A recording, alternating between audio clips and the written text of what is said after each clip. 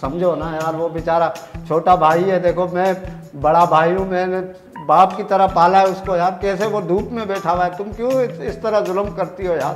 तो मैं क्या करूं, धूप में बैठा हुआ है तो मैं क्या करूं, धूप में बैठा हुआ है तो मेरा इसमें क्या कसूर है?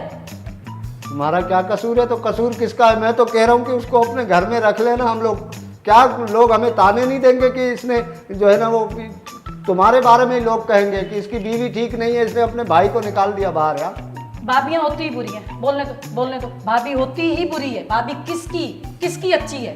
किसी देवर ने आज तक कहा है कि भाभी मेरी अच्छी है? हाँ? अरे किसी ने कहा है नहीं कहा है, मगर तुम तो कुछ तो ख्याल करो, बीमार है, हमारी वजह से उसने अपना गुर्दा बेचा यार। उसने गुर्दा हमारी वजह से नहीं, आपकी वजह से। और मैंने नहीं कहा उसको कि गुर्दा तुम बेचो, मेरी वजह से नहीं है। मैंने कोई उसमें उसका गुर्दा बेच के तो मैंने अपने लिए कोई अय्याशियां नहीं की।